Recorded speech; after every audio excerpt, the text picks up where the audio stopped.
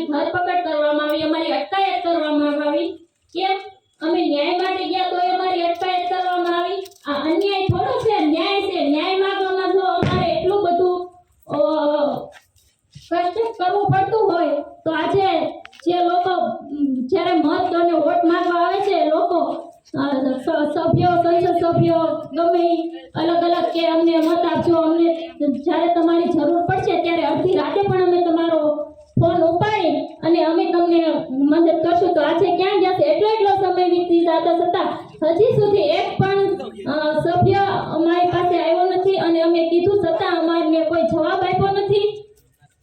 અને કહેતા હોય છે કે બેટી બચાવો બેટી પઢાઓ। જો આવું એક સંસ્થામાં આવી રીતના દીકરીઓ સાથે થતું હોય, એને મારી નાખવામાં આવતી હોય તો કેવી રીતે દીકરીઓને ભણવા મોકલી શકાય અને કેવી રીતે એનો બચાવ કરી શકે? અને આ સંસ્થા જે છે મનસુખભાઈ માંડવિયાની, તો એ એટલા બધા મોટા નેતાઓ છે છતાં એની સંસ્થામાં એવું થાય અને 1 વર્ષથી પણ વધારે સમય જતો વીતી ગયો છતાં કોઈ જવાબ નથી આપ્યો। કેમ? એના ગુનેગારો ખુલ્લે આમ રખડે છે, કેમ એને કોઈ કાંઈ પકડતું નથી, અટકાયત કરતું નથી? અને અમે જ્યારે એની ન્યાય માંગવા જાય છીએ, જે નિર્દોષ લોકો ઉપર લાઠીચાર્જ કરવામાં આવે છે, એની અટકાયત કરવામાં આવે છે, અમે તો ન્યાય માટે જાય છીએ ને, છતાં પણ અમને કોઈ જવાબ મળ્યો નથી। આ મનસુખભાઈ માંડવિયાના લીધે આ ઘણા પણ લોકો, ઘણા ઉમેદવારો છે એ જવાબ આપતા નથી। એને લાગે છે કે મનસુખભાઈ માંડવિયા અમને ચીટ અપાવે છે। તો મનસુખભાઈ માંડવિયા તમને ચીટ અપાવતા હોય તો વોટ તો અમારો જ હોય છે ને, અમારા લોકોના વોટથી તમે જીતો છો। તો આજે તમને જીતી જાઓ પછી અત્યારે અમારું કામ કરવાનું થાય ત્યારે તમે ક્યાં જાઓ છો? અને આવા ખુલ્લે આમ આવા બધા બનાવો બને છતાં પણ કોઈ જવાબ દેતું નથી।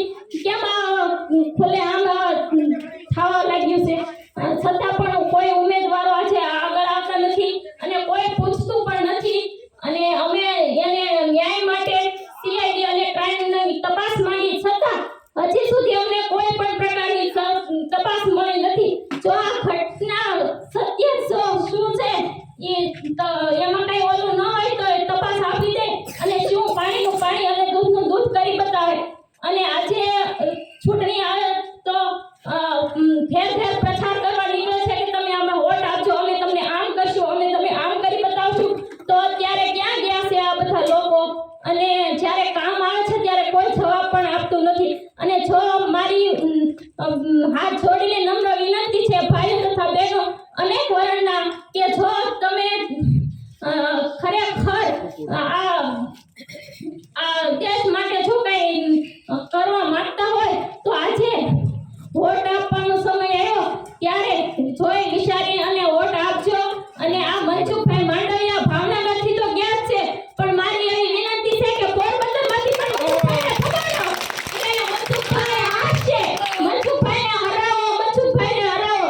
જો ભાવનગરમાંથી ગયા તો પોરબંદરમાંથી કેમ નહીં? પોરબંદરમાંથી ભગાડવા માટે હું 2 હાથ જોડીને વિનંતી કરું છું।